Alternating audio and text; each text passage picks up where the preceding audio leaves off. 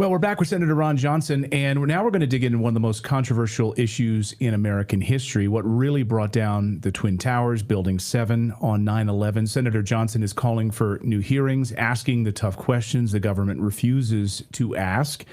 Here at Redacted, we've said it before, you'd have to prove to us that the buildings weren't brought down in a controlled demolition. Here you're seeing Building 7 going down perfectly. That just starts you down the road of having your eyes opened, and you look at some of these documentaries like 7, and you just realize there are a lot of legitimate questions that weren't allowed to be answered. I mean, you see the 9/11 commissioners said it was set up to fail.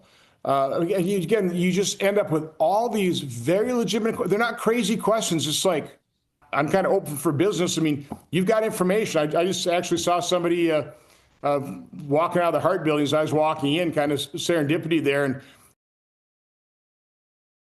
this individual was, volunteered to sift through some of the debris, looking and pulling out any kind of electronic piece of equipment and sorting it out. Why? I mean, for what happened to that? So yeah, I don't know. Could be perfectly innocent. Could be less innocent. I don't know. I just don't know. All I know, again, I'll underscore that there are so many very legitimate questions.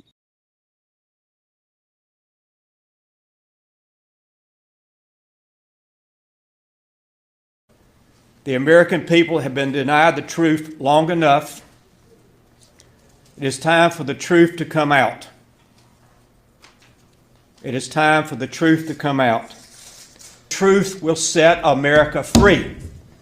So with that, I introduce the esteemed Senator from Florida, Bob Graham. That it is time to give the American people the truth.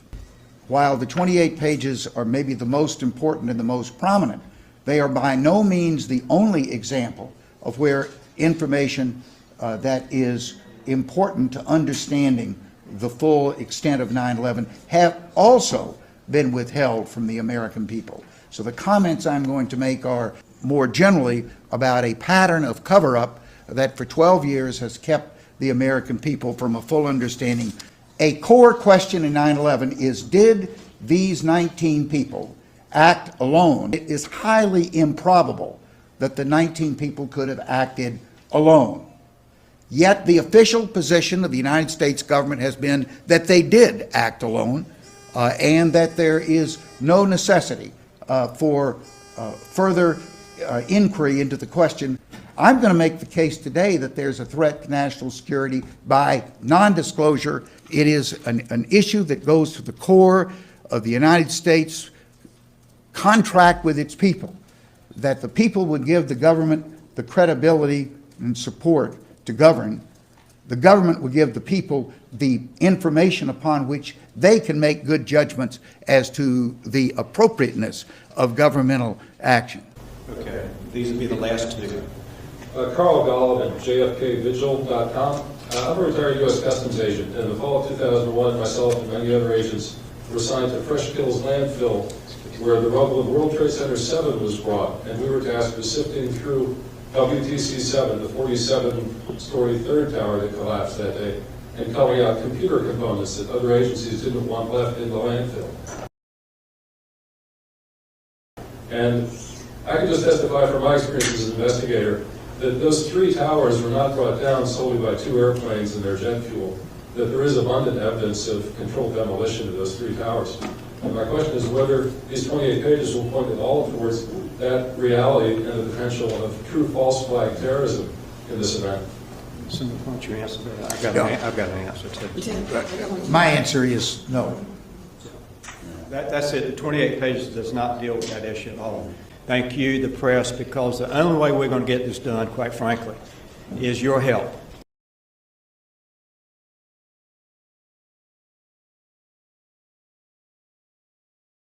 I'm Jeff Herbst, President and CEO of the museum. Tonight we mark the opening of the museum's latest exhibit, CNN Politics Campaign 2016, Like, Share, Elect. And it's now my pleasure to introduce CNN Worldwide President Jeff Zucker and the panel. Thanks so much for joining us. Hi, everybody. everybody. Thank you, Jeff, and thanks for allowing us to be such a part of the museum, and thank you all for coming out tonight. As you see, we have 2 mics set up, so we're going to have a conversation, but we want to hear from you and hear what's on your mind and take your questions. So we're going to talk for just a few minutes, and then I'd encourage everybody to find their way to this side, and don't be shy, and bring your questions. They told me that they want the really hard ones from you. The mics are open, and I just have you stand up. Good, and I want to integrate the questions into this, and we're going to keep talking about this. But we have a question. Just tell us who you are and what your question is. Hi, Karl Golovin, madashell.net. It's a great domain. I haven't fully utilized it yet, but I have a challenge for you to actually break a news story, a very important story, that all of the mainstream media has gone along with suppressing. Even today, CNN ran a story about the 28 pages, which congressional investigation of 9/11 apparently will point towards Saudi involvement. That's not yet been disclosed. But the story that no one will report is the 48 pages. What about the 48 pages? This is a publication of AE911truth.org, Architects and Engineers for 911truth.org, a scientific analysis explaining the collapse of not just World Trade Centers 1 and 2, but number 7, which most in this room have probably never heard. There was a 3rd tower that collapsed on 9/11, World Trade Center 7. 47 stories collapsed in 7 seconds at 5:20 in the afternoon. As a retired special agent with U.S. Customs Service, Office of Internal Affairs, I helped sift through the rubble of that building, and I can tell you the official story of 9/11 and the collapse of those towers is not true. And I challenge you, and I have copies of these for you, to report about World Trade Center 7. So if you'll leave that for us, we'll take a look at that. Thank you very much.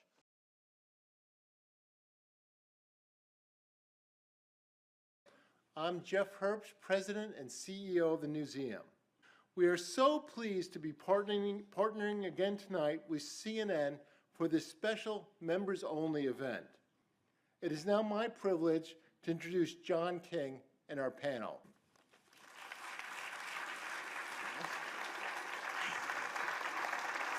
So I should have mentioned at the top, we're going to take your questions in just a few minutes. We're going to go through some of the big points in the election, but we'd much rather talk about what you'd like to talk about, not what we would like to talk about, and hopefully they're roughly the same things. We're ready. I think we're ready for your questions. I'm not sure how we're going to administer the audience, but somebody will help me out with a little Oprah routine. Here we go, right over on the side here. Sir, you get to go first, I guess. You got to that microphone very quickly. You have experience at this, I think. I do. Thank you. My name is Karl Golovin. I thank the museum and especially the First Amendment Institute. I recommend everyone should belong to it. I was privileged as a member to meet each of you at the reception before this event and hand each of you a copy of this. I am a 9/11 responder in November of 2001 as a special agent with the U.S. Customs Service. I helped sift through the rubble of World Trade Center 7, the 3rd tower that collapsed on 9/11 that's largely unpublicized.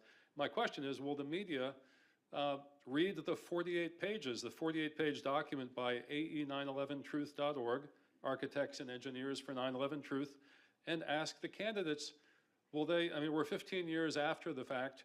It took 15 years after Kennedy's assassination for a House Select Committee on Assassinations. There is abundant evidence the official story of 9/11 is not true, and World Trade Center 7 is the linchpin of the truth in the matter. So please do read the 48 pages and ask the candidates about it. Thank you. You have my word. I'll read your document. You gave it to me earlier. I was at the White House on 9/11. It's not at all an inconsequential day to me. I appreciate that one. The hurt doesn't show, but the pain still grows. Some strangers to you and me. I can feel it coming in the air tonight. Oh Lord, but I've been waiting for this moment for all my life. Oh Lord.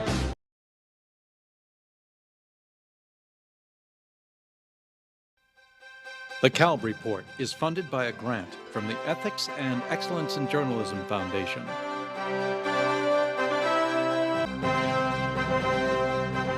From the National Press Club in Washington, D.C., this is the Kalb Report with Marvin Kalb.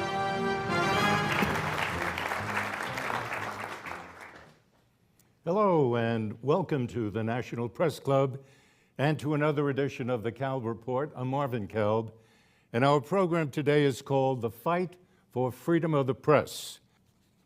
I've invited two of the best young journalists in Washington to help answer these questions. Jake Tapper joined CNN 4 years ago. He is chief Washington correspondent, and he anchors a weekday interview program called The Lead and the Sunday morning State of the Union show. He was senior White House correspondent for ABC News. David Fahrenthold is a Texan, born and bred, who has been a political reporter for the Washington Post since 2000. So, gentlemen, welcome, and let's cut to the chase. Please identify yourself, ask a question, don't make a speech. If you begin to make a speech, I'm going to cut you off, so don't. Yes, please. Yes, Karl Golovin. I'm a retired special agent, U.S. Customs. On 9/11, I was with the U.S. Customs Office of Internal Affairs. In November of that year, served 3 weeks between Ground Zero, Fresh Kills Landfill, sifting the rubble of World Trade Center 7. Now, Mr. Tapper, we met on April 18th, 2016 at the Newseum. You were part of a panel with the worldwide head of CNN, Jeff Zucker. I beg you to ask a question. This is foundational, sir. I gave you information produced by architects and engineers for 9/11 Truth that I verify. The collapse of World Trade Center 7 undermines the entire official story of 9/11. And I challenge you, I beg you to report the story. Why won't you report the true evidence of false flag terrorism on 9/11 and the collapse of World Trade Center 7? Okay, thank you. You want to try that? Nope. Okay.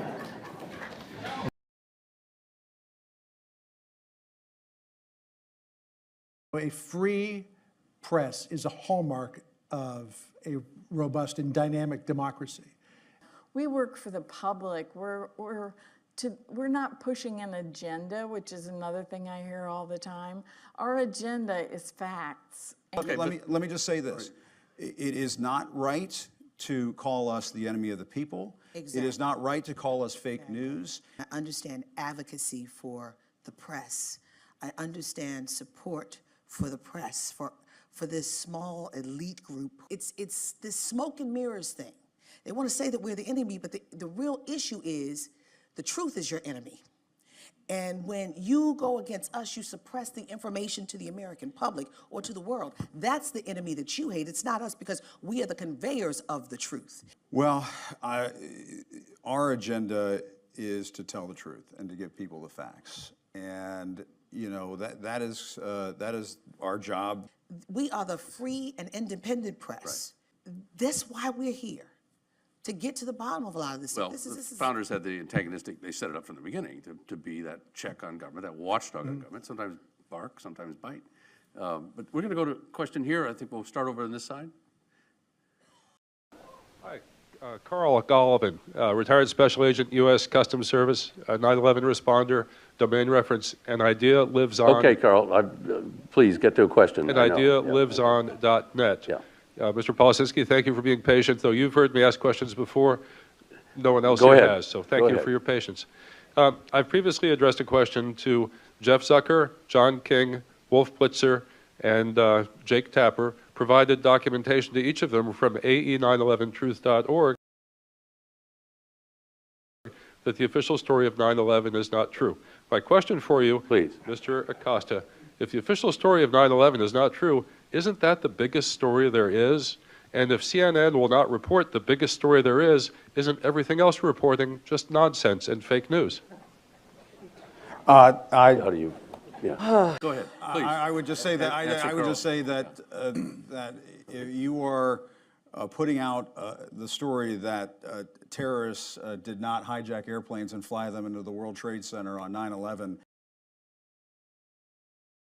And you, sir, are bringing to us the biggest fake news of all. What's the fake part? Well, Mr. Acosta, you're a liar. Bye. There's evidence Bye. of controlled Please, demolition. this needs to be All right. civil. All right. Don't know. You You got your question in. You got your question and your website, so thank you very much. You don't have to get out, You okay? are not Sarah. Carl asked a Please, question bye. in a lot of our programs, so we've gotten to know each other. Stay as long as you like. Let's go over here. And to just your because you see it in the question, briefing room doesn't mean it's happening here.